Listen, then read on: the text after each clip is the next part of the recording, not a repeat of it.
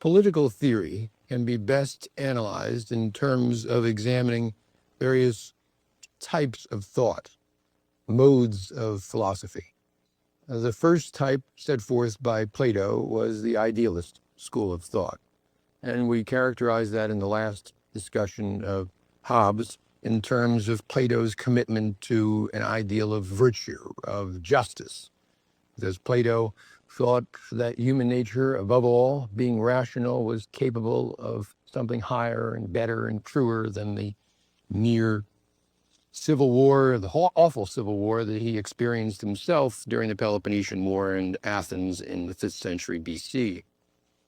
The other school of thought that we discussed with Hobbes last time is the realist school, and that was announced first by Machiavelli, but carried to its fullest expression by Hobbes. Machiavelli set forth in his realism, as we saw in an earlier lecture, a concept of human nature that was the lowest imaginable. Human beings, from Machiavelli's point of view, were, to use his words in chapter 17 of The Prince, rotten. They were sinful, they were so self-interested, they were capable only of greed. Hobbes takes that concept of human nature and runs with it. In the introduction that I mentioned last time, he says this about humans. The characters of man's hearts are blotted and confounded as they are with dissembling, lying, counterfeiting, and erroneous doctrines are legible only to him that searcheth hearts. From Hobbes' point of view, Machiavelli hadn't searched far enough or deep enough. Those words are direct from Machiavelli. Machiavelli called individuals dissemblers and liars and cheaters and all the rest. That was his proclamation about human nature in chapter 17 of The Prince. Hobbes, though, as we saw last time, isn't satisfied with that. Certainly human nature is characterized by lying and dissembling and cheating and all the rest, but there has to be a more profound explanation. And the profound explanation goes to Hobbes' interest in science, an interest that Machiavelli didn't have, an analysis of political behavior on the basis of an empirical examination, which Machiavelli really didn't have.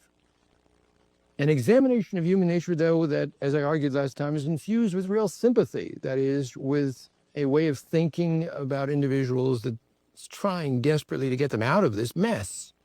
The mess being specifically that of civil war, of widespread violence. Now, I said at the beginning that political theory can be analyzed in terms of three groups of modes of thought. The realist and the idealist, Plato on the one hand, Machiavelli and Hobbes on the other. And then there's the reformists, and we'll be talking about that when we discuss Locke, because Locke is an archetypal example of a reformer. What is it about the reformer that is so different from both the realist and the idealist? And further, how are the realists and the idealists, in a certain sense, more alike than the reformers? We can explain that, I think, by looking at an historical fact, and that is the way in which Hobbes, in 1628, chooses to, as his first serious work, translate Thucydides' history of the Peloponnesian War. Now, you'll recall that Thucydides, a military general in Athens, wrote this brilliant, unforgettable, unprecedented history that perhaps still stands, but certainly as the outstanding historical work of any war at any time. Thucydides, perhaps as a general, knew what he was doing, but at any rate, he had uncanny insight. And he manages to describe an historical situation that Plato found himself in, and that Hobbes goes back to analyze. Because from Hobbes' point of view, as he says in the preface to this translation, Thucydides is the most politic of all historians. He knows just what he's doing. He has an insight that is extraordinary. Now, what we want to do for a moment is to think about the contrast between Hobbes and Plato in responding to the Peloponnesian War and the way in which Hobbes comments on Thucydides and the way in which Plato responds to Thucydides.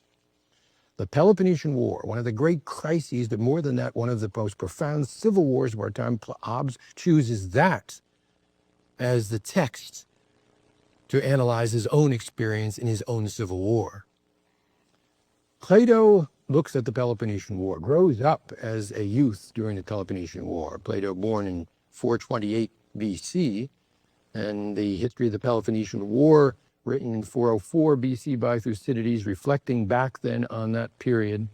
Plato looks at the Peloponnesian War and responds to it in the way that I indicated last lecture on Hobbes, and that is, he sees a way out of that situation, of that crisis, in a sense that is profoundly similar to what Hobbes sees.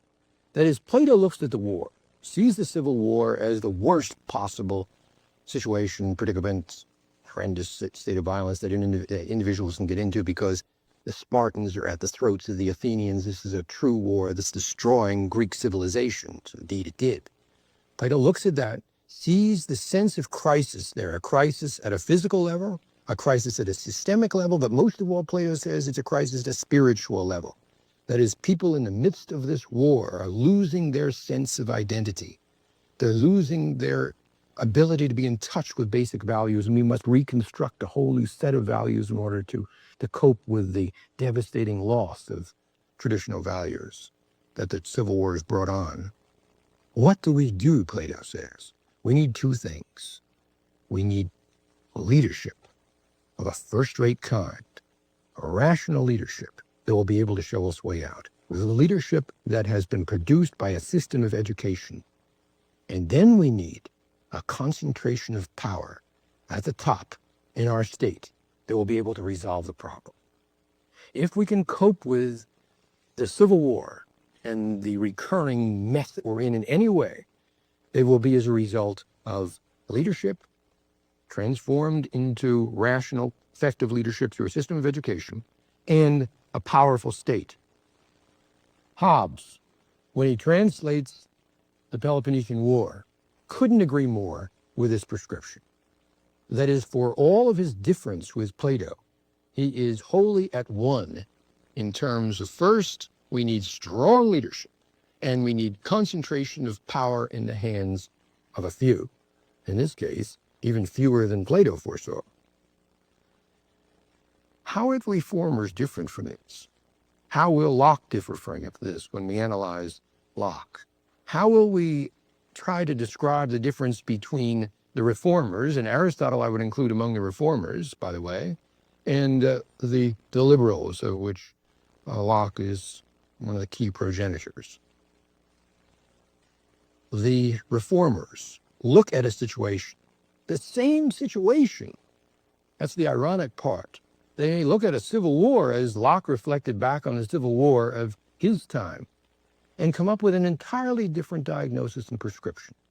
The reformers look at the situation and say, it's not really that bad, Hobbes. It doesn't need the radical surgery that you've diagnosed. After all, we have institutions, and these institutions are viable, and we can build a legal system as a result of them. We don't need to concentrate all power in the hands of a few. And exactly the way Aristotle responds to Plato, Locke will respond to Hobbes.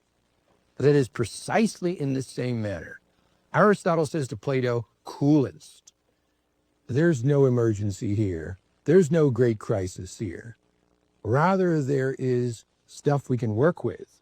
And we don't want to throw out the baby with the bathwater. Let's keep our institutions. Let's make sure that we have the viable state that we do. And above all, let's not give all power to a few. Because sure enough, if you invest power in the hands of a few, whether that few may be the guardians in Plato's Republic or the sovereign in Hobbes' Leviathan, whatever we do, those few will sure enough be corrupted by power, and they will turn into despots. We will get then, out of your diagnosis, not a better state, not a more secure order, but a tyranny. And Plato has no response to that, nor does Hobbes. But it's at the heart of the contest between, on the one hand, the realists and the idealists who happen to be together on this point. That is, there is a crisis, let's go for it, let's build a powerful state. And the reformers who say, we have institutions that must be respected. We have a dispersal of power that must be continued. We have a way of dealing with the situation that must not yield to arbitrary power in the hands of a few. What do we want then from the reformers' point of view? We want liberty. We want diversity. We want dispersal of power. We don't want the kind of organic community that both Plato and Hobbes are arguing for. Well, that suggests, in terms of political theory then, where we're going. When we look at Hobbes's solution, there is, in a striking way, a fundamental similarity with Plato, and yet extraordinary differences. The differences, as we'll see, will be the whole idea of the contract, which is Hobbes' ingenious device and creation. And the difference further will be the precise terms of sovereignty, the powers given to the sovereign. And as we said last time, the difference is, too, that the sovereign is not a result of education. The sovereign is a result of a contractual agreement among individuals who are truly desperate. But the sense of crisis is there in both Plato and Hobbes. In both of them, they begin with that perception. This situation is terrible. And we look especially to their reaction to civil war. Hobbes says civil war, not just war, but civil war is the worst of all evils, and Plato couldn't agree with him more. Now, when Hobbes translates the Peloponnesian War, we have an exact parallel then between 17th century England, from Hobbes's point of view, and precisely the historical context that Plato is in himself. That is, Hobbes is writing about Plato's period. But from Hobbes's point of view, it's a different situation. Plato looks at that situation, looks at Pericles, who is the general that got Athens into the war, beginning in 431 BC. Pericles, the author of that magnificent funeral oration that explained to Athens the justification for the war. Plato looks at Pericles and says, well, that's fine, he's a sensible person, but he's a military general, and we don't want military generals on top. We want an educated philosophical elite on top. And we're going to get it. Hobbes looks at Pericles. He sees him as a military general. The problem is Pericles died early in the war. He died during the epidemic of plague in 429 BC. And if Pericles had only lived, he was going in the right direction. Pericles, from Hobbes's point of view, poured authority, charismatic, effective authority into that situation, and did the best that he could. If only we could have had a string of Pericles. But Hobbes says the problem was deeper than that. There was no contract, and there was no sovereign of the kind that he's recommending. So when we go now to the Leviathan, let's keep in mind these points. First of all, the way in which Hobbes sets forth, I think, the finest, most eloquent, but above all, the most logical and systematic statement of political realism that we have. Hobbes goes much further than Machiavelli in terms of his analysis of human nature, in terms of his theory of leadership, his concept of the contract, his all-embracing idea of the sovereign. He takes Machiavelli's realism and develops it. But in all this, he's making a profound response to Plato.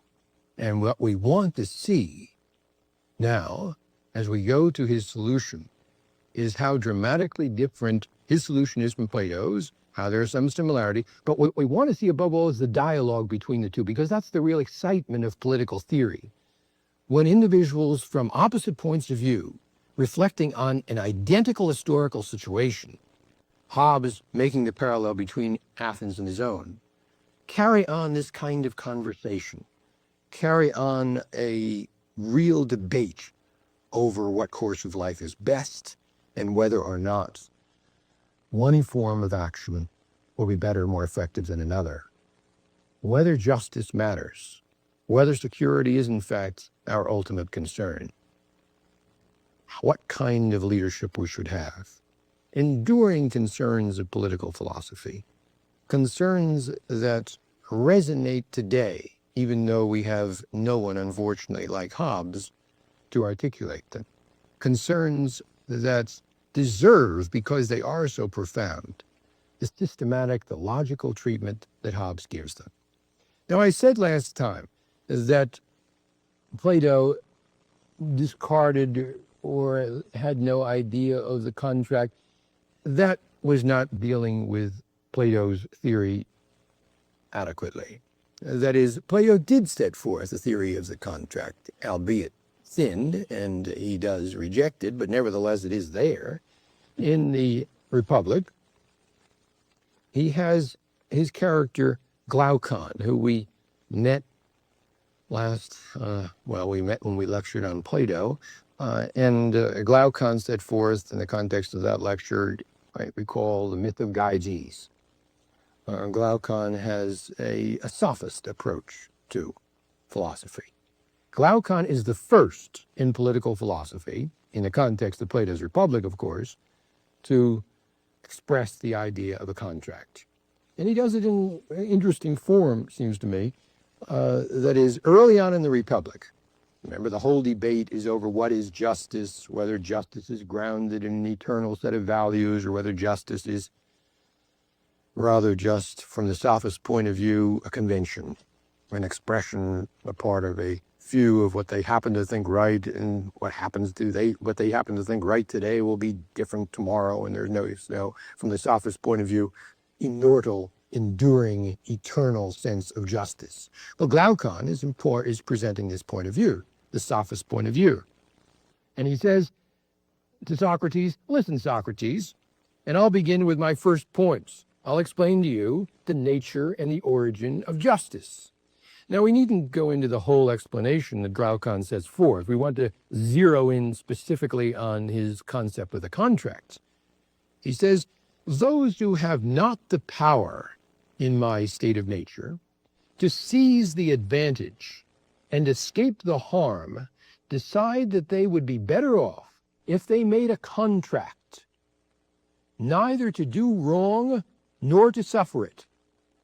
Hence they began to make laws and covenants or contracts with one another, and whatever the law prescribed they called lawful and right. So, Glaucon says, justice is accepted as a compromise and valued not as a good in itself, but for lack of power to do wrong. No man worthy of the name who had that power would ever enter into such a compact with anyone. He would be mad if he did. That, Socrates, is the true origin and nature of justice, according to my account, and such the circumstances in which it arose. And notice the assumptions behind this. The key assumption, of course, is that we explain the nature and origin of justice not in the concept of thesis of an eternal moral law. That has nothing to do with it. Justice is not rooted in a set of values that is lasting, transcendental. Values, the idea, as we were saying last time, outside the cave. That's not justice, because the sophists believe that there is no outside the cave, that there is only the cave, and that's it.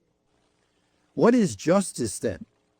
Justice originates, from Glaucon's point of view, individuals, desperate, they don't want to get hurt anymore, so they band together and say, look, if you don't inflict harm on us, then let's live together, a contract, join together in a compact, and we'll be able to have a degree of security. That's all it is. It's just lack of power to dominate the other party. It's a way of resolving a situation through law, through agreement. Glaucon says it's no more than that. This is the origin of the idea of the contract, and we'll want to note how Hobbes sees it as similar to Plato. Because from Hobbes's point of view, insofar as we can do anything about the situation we're in, we'll only be able to do it through contrivance, through what he calls repeatedly an artifice, through a convention, through an agreement. We will not be able to do it by appealing to transcendental law or physis, or some kind of mystical idea out there somewhere. That's the last way we'll be able to get out of this. And so the contract from Hobbes' point of view, as Glaucon had indicated, follows a way of thinking, a set of values that is profoundly relativist in terms of morality. There is no ultimate summum bonum, as he says, final good, as the old morals philosophers prescribed. There is only, Hobbes says, a summum malum, and that summum malum is seer of death. Well, Hobbes then sets forth his concept. And we want to note then how, first, it's right in line with the sophists. Relativity of values.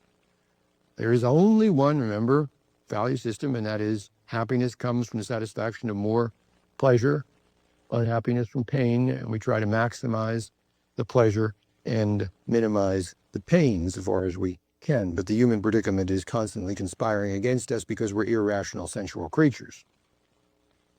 How do we get out of it? Well, as I said last time, we don't get out of it through reasoning.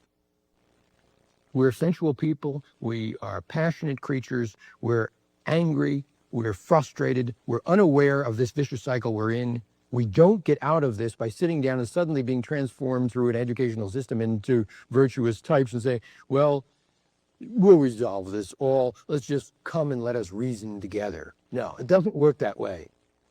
Rather, it works in the way that Hobbes expects it to work best, and that is angry, but above all fearful and anxious individuals say, oh, we've got to get to an agreement on this. And this is where I think it applies to the Middle East. That is, we cannot take it any longer. This must not continue for another 100 years.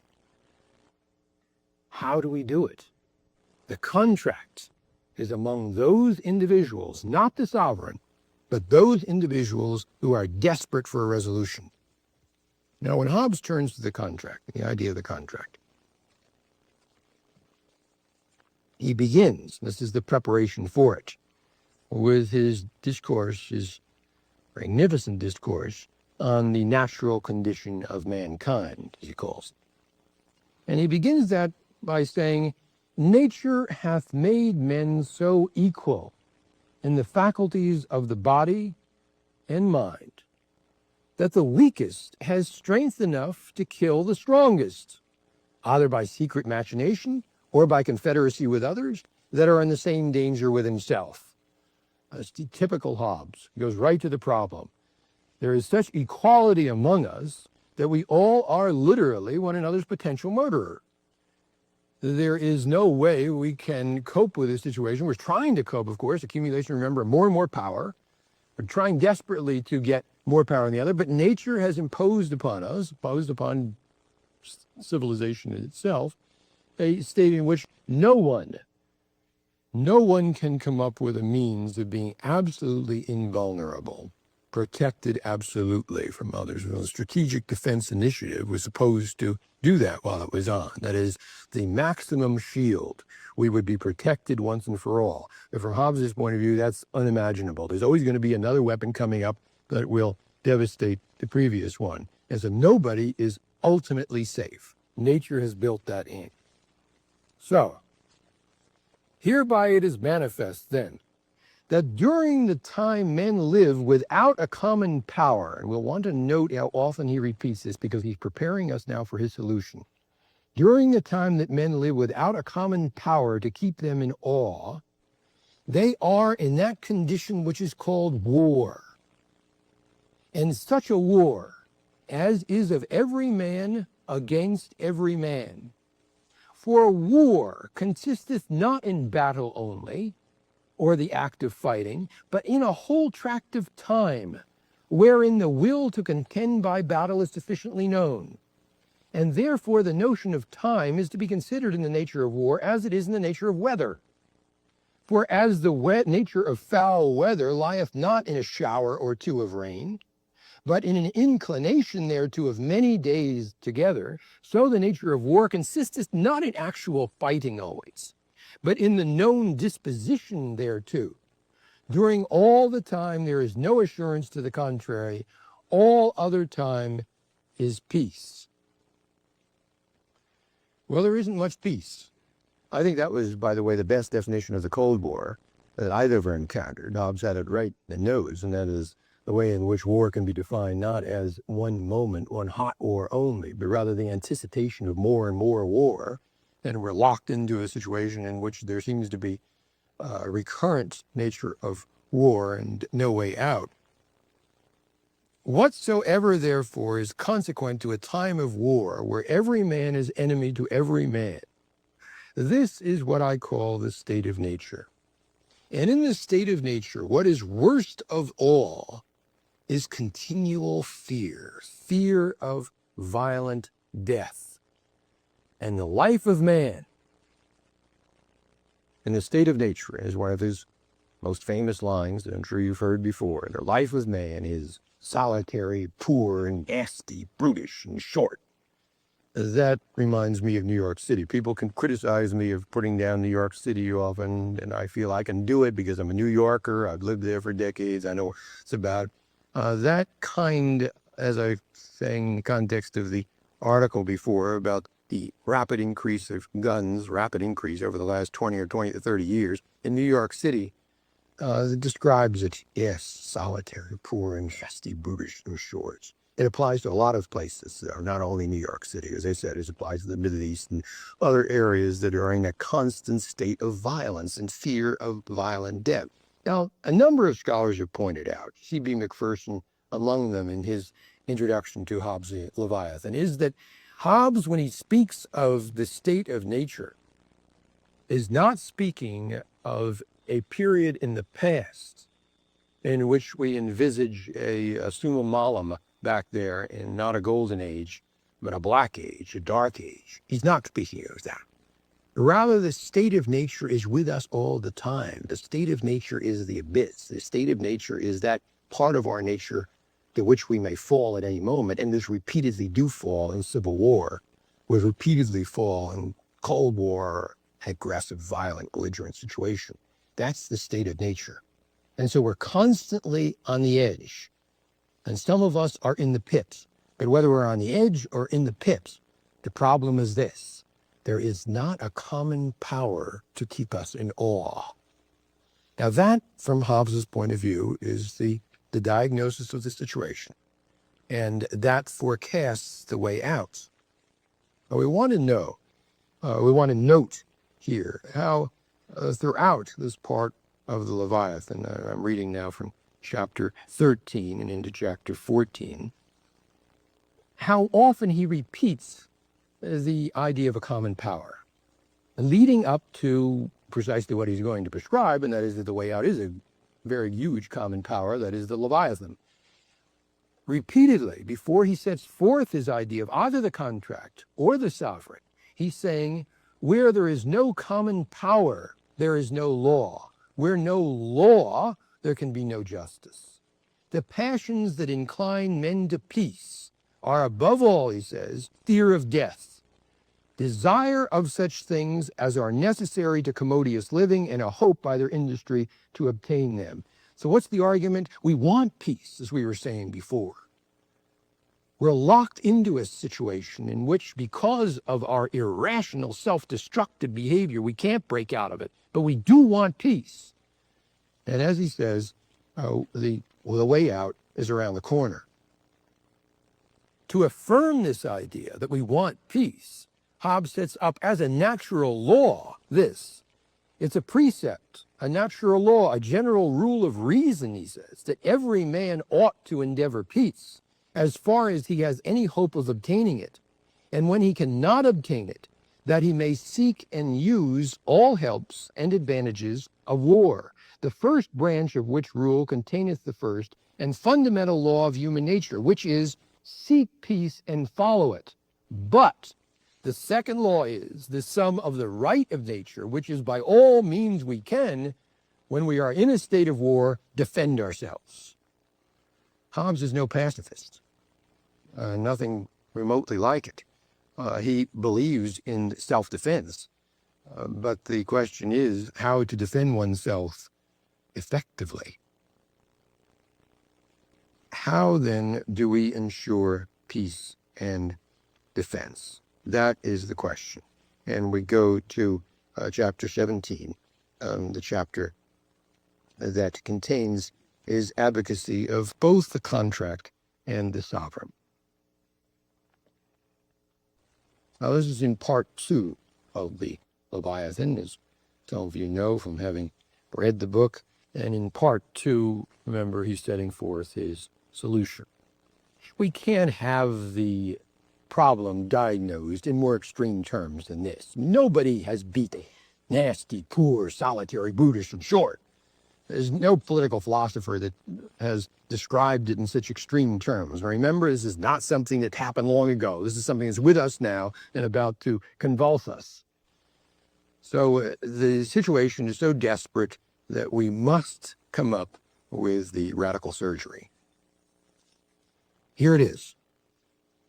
If there be attained or accomplished what is required, we must then fashion a covenant to make an agreement among all parties constant and lasting.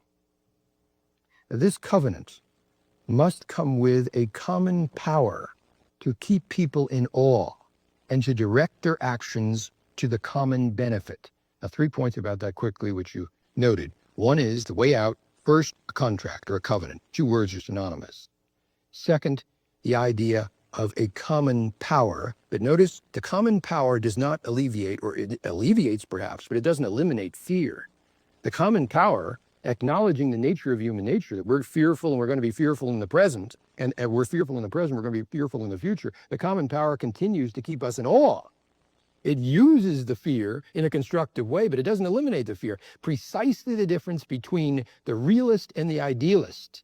Hobbes is not saying that we will become rational creatures emancipated from all fear. Rather, our fear will be directed in a certain way, in an effective way, a way towards the creation of the sovereign.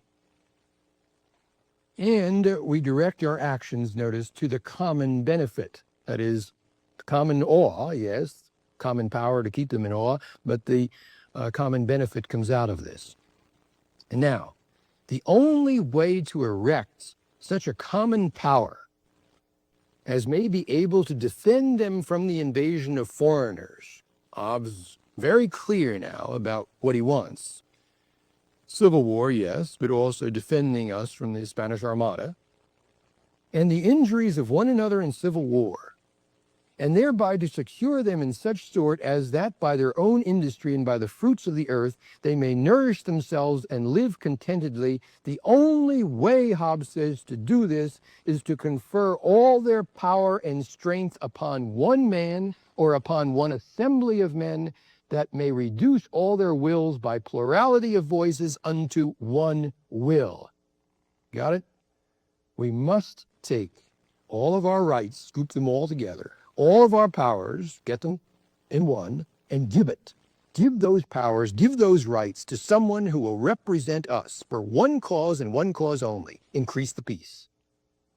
We must in some way attain a sense of balance that will stop the vicious cycle long enough and we go into a point of security. We want to note how often in this one passage Hobbes invokes his common concern 3-4 times in this one paragraph: common peace and safety, peace and common defense, peace and security, over and again. That's what he wants. He's very clear about it.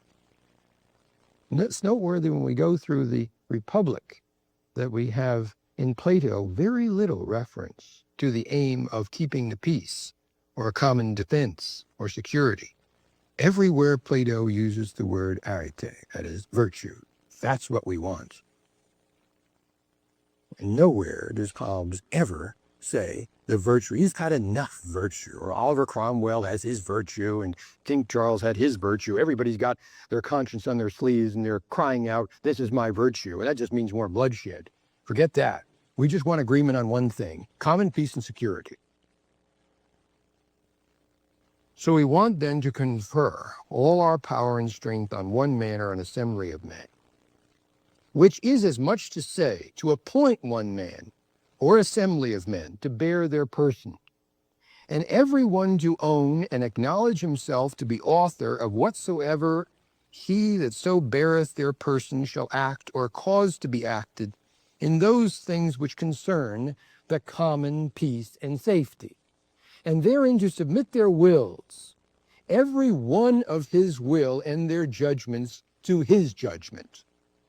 This is more than consent or concord. This is real unity among them all, in one and the same person, made by covenant of every man with every man, in such manner as if every man should say to every man, this is all italicized, I authorize, give up my right of governing myself to this man or to this assembly of men, on this condition, that thou give up thy right to him and authorize all his actions in like manner in the name of peace and security. This done, the multitude so united in one person is called a Commonwealth, a Leviathan, in Latin, civitas. This, then, is the generation of the great Leviathan. In him consisteth the essence of the Commonwealth, which, to define it, is one person, of whose acts a great multitude by mutual covenants one with another have made themselves every one the author. To the end he must use the strength and means of them all as he shall think expedient for their peace and their common defense. Well, he just can't say this too much. Their peace and their common defense. And this becomes a kind of Johnny one-note refrain. It's what he's concerned about. Now, when he sets this forth, let's pick the paragraph apart to get the essence of it. First of all, as we said, people are kept in common awe. So there is no suggestion of reason entering into this. That is, only individuals go into it out of a state of fear, and their fear continues. But more than that, the contract is made among the people themselves, and initially does not, at no point includes the sovereign. The sovereign does not sign the contract. The sovereign represents those individuals who make the contract, but the sovereign isn't in the contract himself. Now, why should that be important? Why is it so essential? Because if the contract becomes invalid, if the contract is not legitimate, then those people who sign the contract do not have to consult the sovereign. They just get out of the contract. They are the ones that got into the contract. They're the ones that comprise the contract, and not the sovereign. That's an important point, because we'll see in a moment what would be the cause of the contract being illegitimate, a crucial factor. But for this point, note well that the sovereign then is no more than an individual who is deputized or appointed by the populace to increase the peace. That is the bottom line. Now, what else do we have about this? Well, the common peace and safety, obviously, just a constant, as we said through it, that's the key goal. But notice how the individuals authorize the sovereign to take all of their rights and powers. Notice the sweeping nature of this contract. It's extraordinary. Now, for the first time, we have in political theory a state envisaged in which every right is given up. And Hobbes, in the second part of the Leviathan, is very careful to detail each one of the rights that we surrender, each one of the powers that the sovereign has. There is only one power, as we'll note, that he doesn't have, but he has an enormous range of powers. He has all executive power. He has all legislative power. He has all judicial power. So forget any notion of checks and balances. There is concentration of power in the hands of this one person of a kind that there is in the hands of Plato's guardians. There is no limitation on any of this. So when Hobbes argues for an extreme solution, this is it. Is there freedom of religion? Freedom of conscience? Forget that. The sovereign has this power to censure all religious literature, to censure all religious opinions, to hold any individual and without any due process, imprison that individual, put that individual away if the sovereign objects to his religious views or his moral views, whatever else. Now this is the next power is a big one, and it will distinguish Hobbes from Locke more than perhaps any other, and that is that the sovereign has the power to distinguish what is public and what is private property. That is, the sovereign has the power to determine whether what you own is his or not. Now, Locke, when Locke read this, as we'll see when we talk about Locke, and we'll see this is a Briton who is very concerned with his private property, and this is where the line has to be drawn. If Locke had not objected, and of course he would have, to any of the previous powers, this is where it would have come to blows. That is, one must not surrender one's right to private property. Even Machiavelli, remember, in The Prince, chapter 17 and after, he says that the prince must be careful not to touch the property of his subjects, neither the property nor the women, those two together. Very important. Why? Because you will make your subjects hate you. Hobbes, reading Machiavelli, forget that. We have this. So the editor of this volume, it says about these powers, his name is John Plominance, he taught at Oxford University for decades, political philosophy, and he, after having edited the book, concludes this, even though he puts it in the introduction. Hobbes demolishes in turn all the arguments put forward to limit the sovereign's authority, that there is a spiritual power independent of him, that there are fundamental laws regulating the use of power by which he is bound, that his subjects have a right to disobey him for conscience sake, that they have rights of property which he cannot touch except with their express consent. No one before Hobbes, Plominance concludes, ever made so elaborate and uncompromising a case for absolute government. Now that's a sweeping indictment of Hobbes. That is he authoritarian, maybe a totalitarian, an advocate of such absolute government? I think Plominance has gone too far. I think that Hobbes reserves very carefully a right that any subject has, and that right is to his own life. The sovereign may not put to death an individual illegitimately. Now, what's legitimate and what's illegitimate? What's illegitimate is to conduct foreign wars that don't threaten the state. What is legitimate is to fight an enemy at one's shores. What is illegitimate is to exacerbate the violence in the world rather than to strive to resolve it. What is illegitimate is to foment a civil war with no real cause, that is the cause of religion or whatever else was the cause of the English Civil War. What is illegitimate then is to involve a polity in constant violence and war. So what then? What determines the legitimacy of the contract? Whether the sovereign has made it work, whether the sovereign has served his function. And what is this function? Not just to serve as a demagogue, obviously. His function is to keep the peace. And if he doesn't do that, then each individual in that contract has the right to withdraw from it. Now that might not seem like any great shakes, because if the first person withdraws, the sovereign has such tremendous power, he can come down and chop him any moment without any provocation. But if the legitimacy of the pulse, the legitimacy of the political system hinges entirely on whether or not security is provided, then there is a way of determining whether the sovereign is right or not. And Hobbes has established once and for all this sense of legitimacy. Hobbes has managed to say it is illegitimate to get us into this continuing state of war that we're in. We must use all of our power in order to say peace at any price, yes. But the price is to serve an individual's self-interest, because we all want the peace. We all want order. We just want to we must find a way, whether we speak of New York City or the Middle East or any other place that's in constant state of violence, we must find a way to transform the situation from continuing warfare to a state of peace. We go back to our question in the first lecture. And that is peace at any price. Is it worth it? Do we want to surrender all of our rights? Do we want to live in a state of common awe? Do we want to give away to a common power, to a higher source?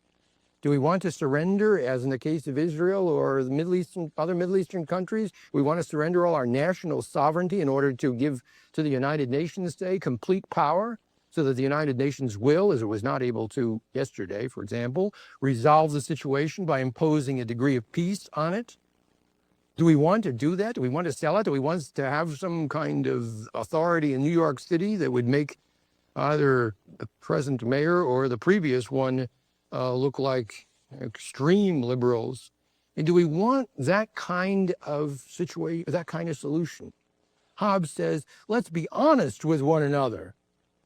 We've had warfare since before the Peloponnesian War. We have a kind of recurrent problem here, don't we? It's a problem that speaks so much to the human condition, taking the life of another individual repeatedly and using any kind of justification for it, whether the justification might be the Crusades or the justification, as in the case of the Vietnam War, that the North Vietnamese were going to be on the shores of San Francisco if we didn't stop them there. I mean, all kinds of wild and absurd justifications have been used in order to sanction war fought in places that should never have had war. In order to get to the rock bottom consideration, the rock bottom situation is, yes, violence may be necessary. It may be that we will have to defend ourselves. And in that case, let's go for it. Let's defend ourselves all the way and back the sovereign 100%. But in most cases, it's not. In most cases, war is illegitimate. It's sanctioned by any number of causes. In those cases, that we have to apply a rigid criterion, and that criterion is peace. Peace, yes, at any price. Hobbes' solution is an extreme one. There's no question about it. But do you have a better one? Can anyone suggest a way of ending this chronic problem that we have, tragedy that we have today and for millennia? If anyone can come up with a solution for the recurrent state of violence in civilization after civilization, and say to Hobbes, in Hobbes' philosophy, yes, or my solution was better than yours, let that person come forth.